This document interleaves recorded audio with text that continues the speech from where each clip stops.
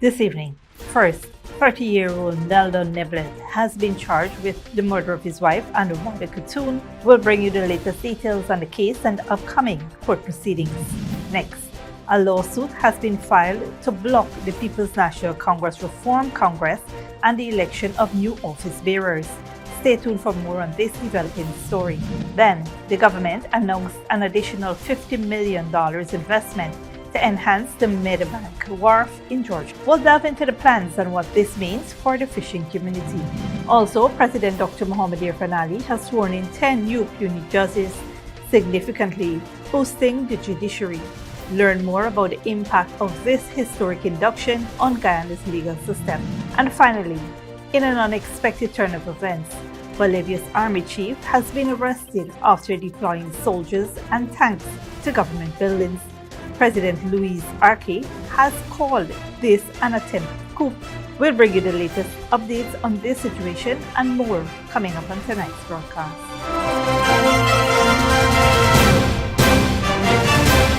Welcome to this broadcast of Channel 2's Headline News Update for June 27, 2024. I am Bibi Bacchus. Thank you for joining us. First up, a court case was filed in the High Court to block the upcoming People's National Congress Reform Congress and the elections of new office bearers on Wednesday, June 26, 2024. Brian Collision, a US-based PNCR member, initiated the lawsuit to promote accountability and address dissatisfaction with party election procedures.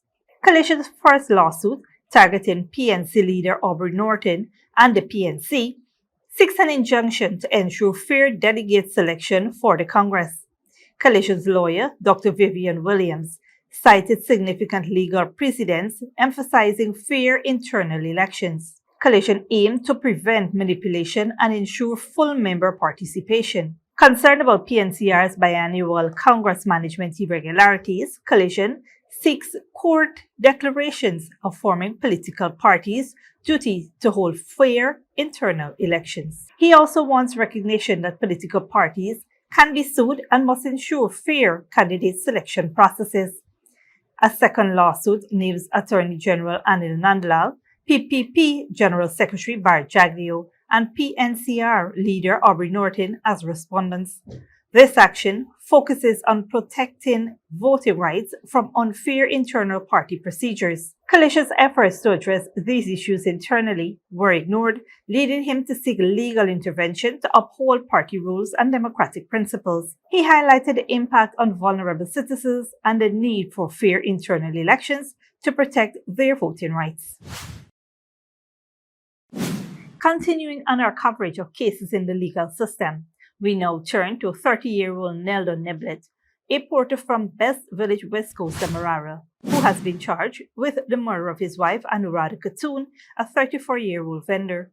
Niblet was arrested and appeared before Magistrate Rondell Weaver at the Wales Magistrates Court, where he was formally charged on Wednesday, June 26. Niblet did not enter a plea and was remanded to prison. The case is set to continue on August 6, 2024, and has been transferred to the Vredenhoek Magistrates Court for further proceedings. The incident occurred on June 23, 2024, at the couple's home in Best Village, where they had lived in a common law relationship for 5 years. The tragic incident unfolded when Niblet returned home intoxicated, leading to an argument with Katoon over his drinking habits.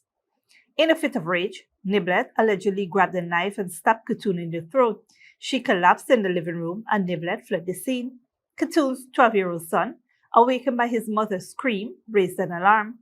Family members rushed Katoon to the West Demerara Regional Hospital, but she was pronounced dead on arrival.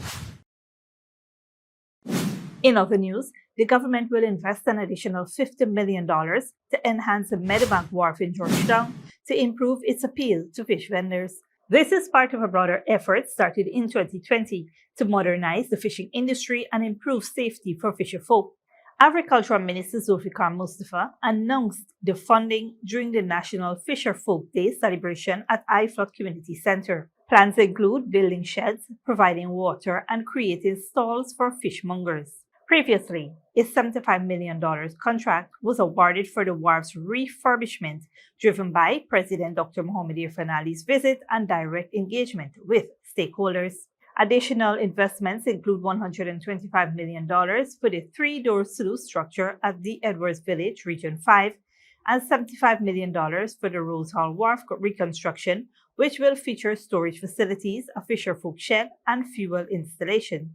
Ghana's fishing and aquaculture sector is expected to grow by 50% this year, supported by a $1.2 billion budget allocation. Recent initiatives include distributing $15 million worth of vessel monitoring devices and spending $2.5 million to combat illegal fishing practices. Minister Mustafa emphasized the contribution of fisherfolk to the country's growth and food security, as well as efforts to lift the ban on catfish exports. He noted a 37.8% increase in seafood harvest for 2023, totaling over 36,000 metric tons. This growth follows a period of decline due to factors including climate change. National Fisherfolk Day, theme Protecting Livelihoods, establishing a safe and sustainable environment for our fisherfolk, recognize the sacrifices of fishermen who provide affordable, nutritious seafood to many households. Stick around when we return. Men on a Mission launches empowerment mentorship program, ILETEM, and Ghana's judicial system enhanced with appointment of 10 new judges.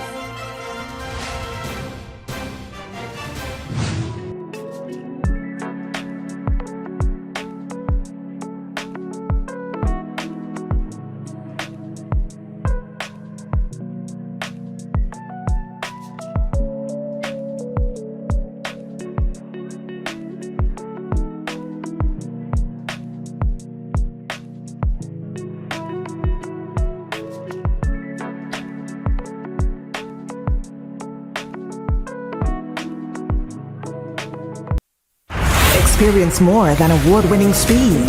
Way more. Get the best that LTE has to offer on Judicial, officially the fastest mobile network in Guyana. Ookla, the company behind Speedtest, recognizes Judicial as the best mobile network in Guyana. With the best LTE experience and the fastest data speeds, experience it all with Judicial, the award-winning network for everyone, everywhere. Good girl forget things.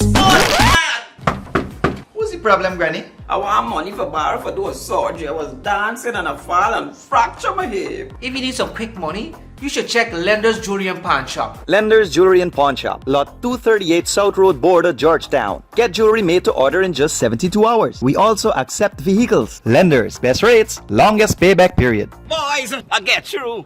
Plus, I could dance again. Lender's Jewelry and Pawn Shop. Hello, my fellow TikToker followers. It's Credit, and today all we will be making Chinese noodles with peppies, chow mein, chicken fritters, and spice cake. For the noodles, all these will be using peppies, black pepper, cashew, Chinese sauce, soy sauce, garlic sauce, paprika, Chinese seasoning, chow mein seasoning, white spice, and all-purpose seasoning. Next, this chicken that we marinated, soak for all you who don't know nothing with peppies, green seasoning, miracle seasoning, Pepper sauce, chicken seasoning, paprika, garlic powder, dark seasoning, black pepper, onion powder, and ginger powder, and document plantain flour, and then this butter we make with this quick piece powder, and we boil in high. We serve with peppies, barbecue sauce. Radhika went to the supermarket and she papa buy up enough things. She feels she alone can cook, but she routine even wrong. She shaped like a guy in a map. Peppies has a wide range of ingredients available at supermarkets nationwide. Peppies, we put the pep back into your kitchen.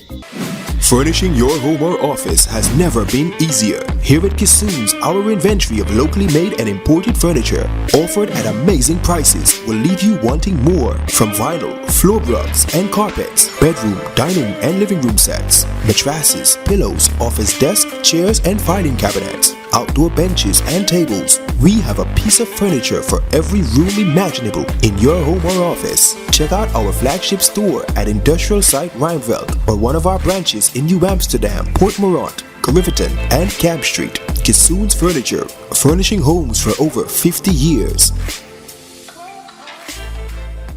Sneakily with a gift of sight from Modern Optical Services. Let our professional team examine and prescribe what's best for your eyes. Current smiles make fashionable faces. See us for a full line of optical services, including brand name and prescription eyewear.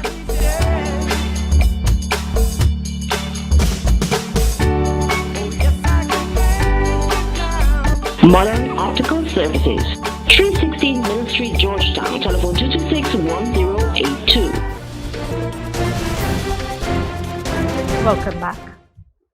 On Wednesday, President Dr. Mohamed Irfan Ali swore in 10 new puisne judges, significantly enhancing Ghana's judicial sector.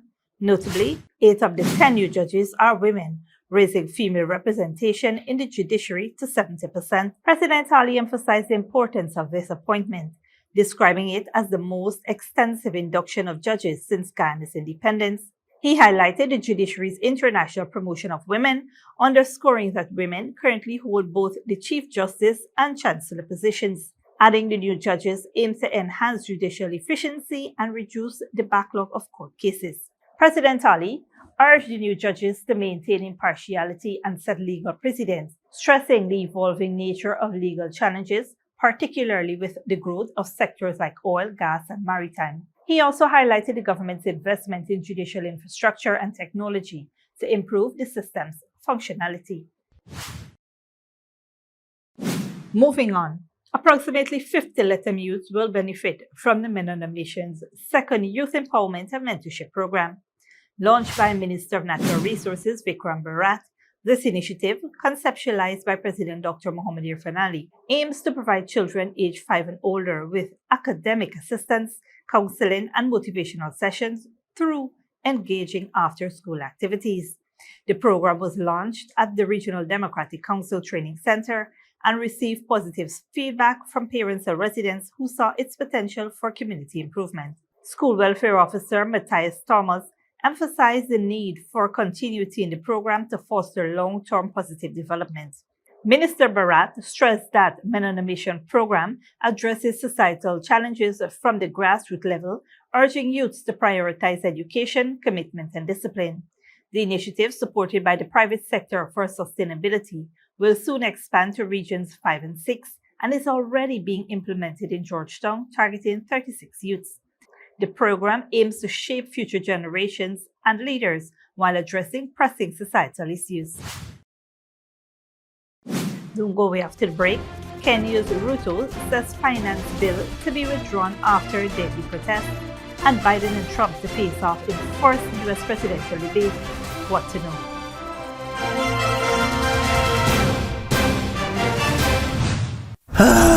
Not a single bar of service. Not with us. Digicel officially has the best mobile coverage in Guyana. Ookla, the company behind Speed Test, recognizes Digicel as the network with the best mobile coverage in Guyana. Be it in Aishalton or in Etteringban, we got you covered. Digicel, the award-winning network for everyone, everywhere. Hello, my fellow TikToker followers. He is credit. And today, all we will be making Chinese noodles with peppies, chow mein, chicken fritters, and spice cake. For the noodles, all these will be using peppies, black pepper, cashew, Chinese sauce, soy sauce, garlic sauce, paprika, Chinese seasoning, chow mein seasoning, white spice, and all-purpose seasoning. Next, this chicken that we marinated, soak for all you know nothing with peppies, green seasoning, miracle seasoning, pepper sauce, chicken seasoning, paprika, garlic powder, dark seasoning, black pepper, onion powder, and ginger powder, and document plantain flour, and then this butter we make with this quick piece powder, and we boil in high. We serve with peppies, barbecue sauce. Radika went to the supermarket and she probably buy up enough things. She feels she alone can cook, but she routine even wrong. He shaped like a guy in a map. Peppies has a wide range of ingredients available at supermarkets nationwide. Peppies, we put the pep back into your kitchen. Good girl forget things.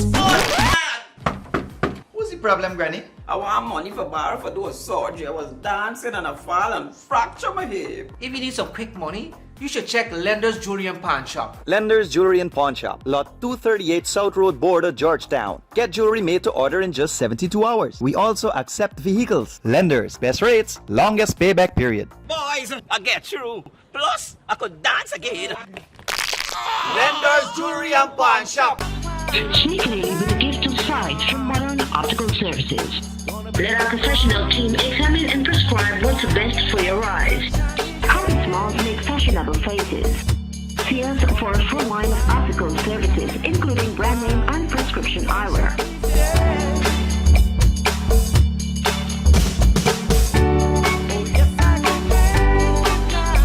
Modern Optical Services.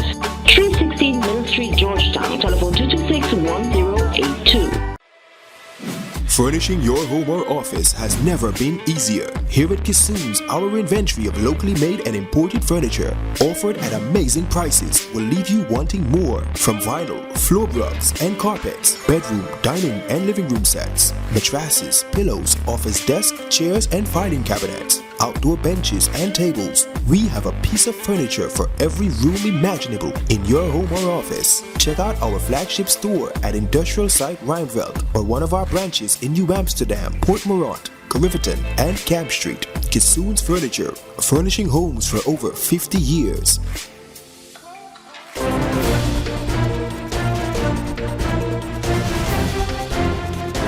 Welcome back. Now we take a look at what's happening in the region and around the world. Bolivia's army chief was arrested on Wednesday after deploying soldiers and tanks to government buildings, which President Luis Arce called an attempted coup. Troops entered Plaza Maliro, leading to global condemnation, Al Jazeera's Alexandra Rampietti reports. An armored vehicle ramming the entrance of Bolivia's presidential palace on Wednesday, clearing the way for troops to storm in what the government has called an attempted coup. The man who led the operation, General Juan José Zúñiga, had been dismissed a day earlier. Outside the palace, he cited growing anger about Bolivia's economic slump and rising poverty. The armed forces intend to restructure democracy to make it a true democracy, not one run by the same few people for 30 or 40 years.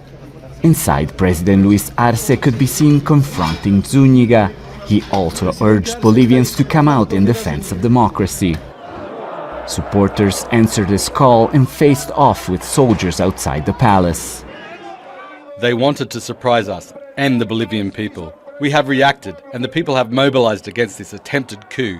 Thank you to the Bolivian people. A few hours later, the soldiers withdrew, and Zúñiga was arrested. He then said, without providing evidence, that the president had asked them to stage the coup attempt.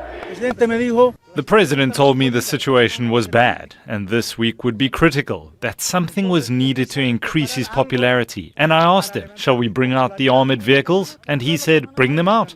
President Arce is facing several challenges. Bolivia is in the middle of one of the worst economic crises in its history. GDP growth is at its lowest level in 2 decades. Inflation and unemployment rates are rising, and the central bank is running out of foreign currency. Protests are becoming more regular. Later in the evening, Zúñiga and an alleged co-conspirator presented to crowds. A government official says they could face up to 20 years in prison. As night fell, calm returned to La Paz, but many Bolivians remained on the streets. Many citizens don't want to leave. They say, what will we do in our homes? We won't be calm. We don't want more coups. Leaders from Brazil, Mexico and here in Colombia have expressed alarm and denounced what they consider an attack on democracy. And although President Arce declared the situation under control, it doesn't take away the reality of a country deeply divided and on the edge of possible explosion. Alessandro Rampietti, Al Jazeera, Bogotá. Internationally, Kenya's President William Ruto has said he will not sign a finance bill that led protesters to storm parliament in anger over rising costs, adding that the bill containing tax hikes would be withdrawn. Al Jazeera's Katrina Soy reports. Many people here say they've never seen anything like this before.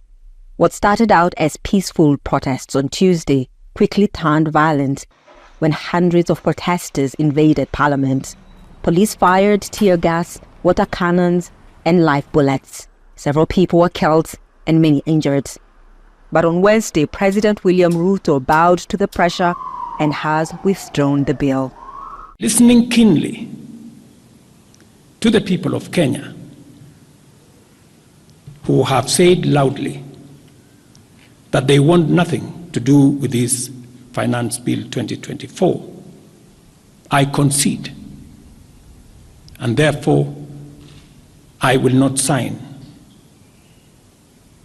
the 2024 finance bill, and it shall subsequently be withdrawn. And I have agreed with these members that that becomes our collective position. Karen Duko Motesia says that will not bring back her 20-year-old son who was shot in the chest. As a mother, I feel terrible. Whoever is trying to harm our children needs to stop. Most Kenyans are believed to support the protest. Some, like this man from a neighborhood in Nairobi, decided to take matters into their own hands. This is a county office of an MP who voted yes to the bill. People here say he doesn't represent them anymore. They're angry and they're frustrated. They are crazy because... And that's very clear. You have to bribe for everything. When you finish school, you still have to pay a bribe to get a job.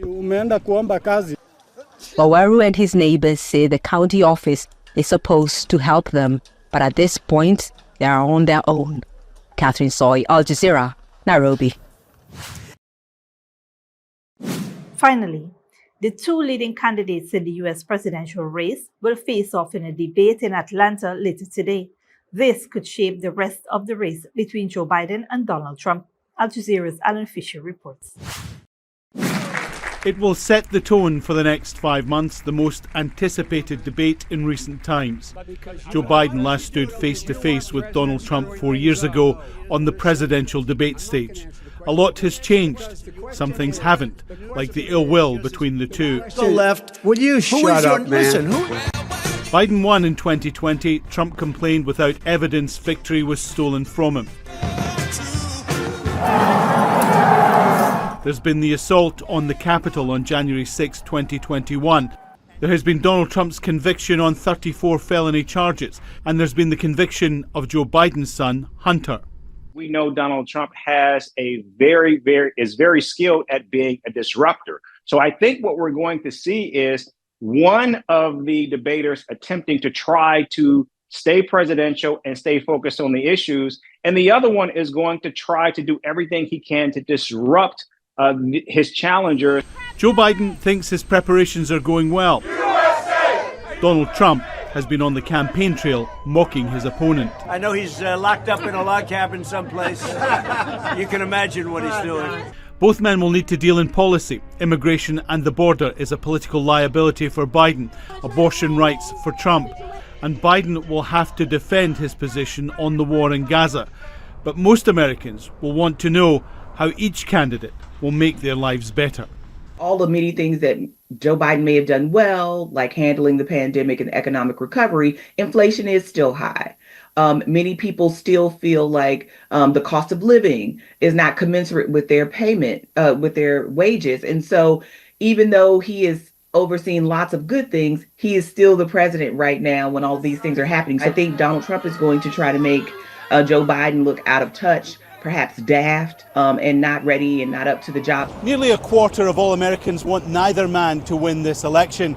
But this is the race, these are the candidates. And both will be hoping this debate will give them some momentum before the vote in November. Alan Fisher, Al Jazeera, Atlanta. This brings us to the end of the regional and global news coverage. Up next is the 3D weather forecast.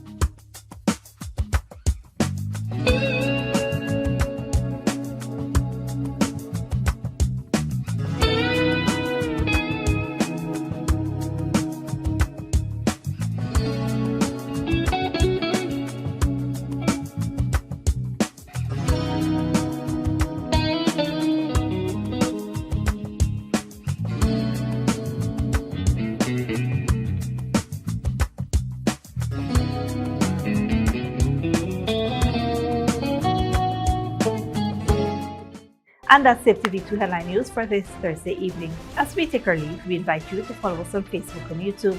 You can tune in tomorrow at 6:30 a.m. for a rebroadcast and at 5:30 p.m. for more news.